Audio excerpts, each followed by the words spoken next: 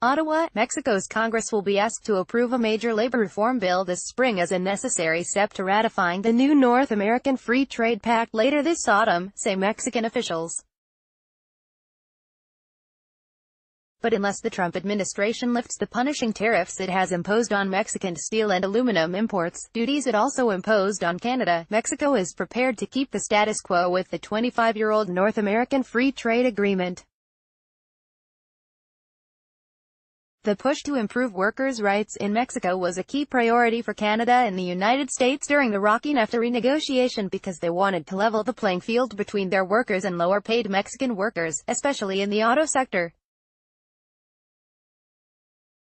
Mexico and the U.S. reached their surprise bilateral agreement last August, forcing the Trudeau government to quickly forge a deal with the Trump administration. Foreign Affairs Minister Chrystia Freeland lauded Mexico for making labor concessions. But senior trade official in the new government of socialist reformer Andrés Manuel López Obrador suggested in an interview it wasn't a huge sacrifice because elevating the status of country's workers was a key plank in the platform that brought their Morena party to power.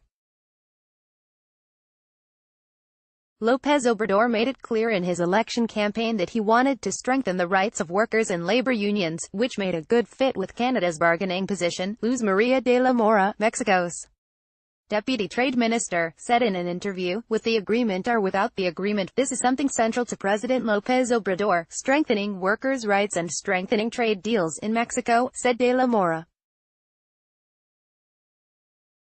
In this January 9, 2019 file photo, Mexican President Andrés Manuel López Obrador gives a press conference in Mexico City. AP photo, Rebecca Blackwell. She said the new government wants a package of labor reform ratified in Mexico's Congress before its April 30 adjournment, so we can reflect the commitments that we've made under the new U.S.-Mexico-Canada agreement in domestic legislation. That means the new agreement will be sent to the Mexican Congress for ratification after reconvenes in Sept. 1, she said. But that won't happen unless the United States lifts its so-called Section 232 tariffs on steel and aluminum exports, said de la Mora. U.S. President Donald Trump imposed tariffs of 25% on steel and 10% on aluminum from Mexico and Canada, using the controversial National Security Clause in U.S. trade law, Section 232, as it's called in shorthand, that both countries say was illegal.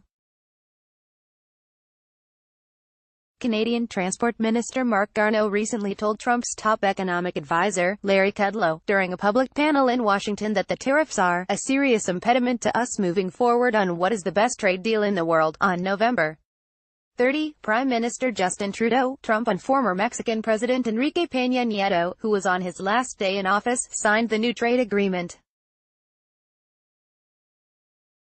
It now faces ratification by the legislatures of all three countries. Trudeau spoke to Trump on Thursday and raised the issue of steel and aluminum tariffs and expressed the need for the removal of tariffs, the Prime Minister's office said. If the tariffs aren't lifted, de la Mora suggested Mexico is fine with the current version of NAFTA that remains in force. We hope to have this new agreement in place. But in the absence of the new agreement, we know that NAFTA is good enough, she said. Mexico would prefer the updated agreement, for the relations we have with the U.S. and Canada, but we are okay with the current NAFTA. Mexican senators, who were in Ottawa the past week to conference with their Canadian parliamentary counterparts, echoed de la Mora's assessment. We are going to approve it, but right now our government is trying to deal with the tariffs, Sen. Antares Guadalupe said in an interview, "We're not in a rush. Trade right now, it's working," she added. "We have many things to do, but we want to take it slowly because it is very important to have it in a very good way for Mexico," Sen. Hector Vasconcelos, the head of the Mexican Senate's Foreign Affairs Committee, said the ratification of the new agreement is also subject to the domestic political situations in all three countries. That includes the ongoing turmoil in the Trump administration and Canada's legislative clock, which will see the House of Commons adjourn in June until after the October federal election.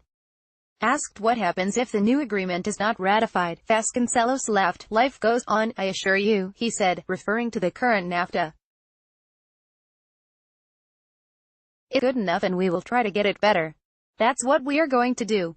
We have to discuss a lot in Mexico.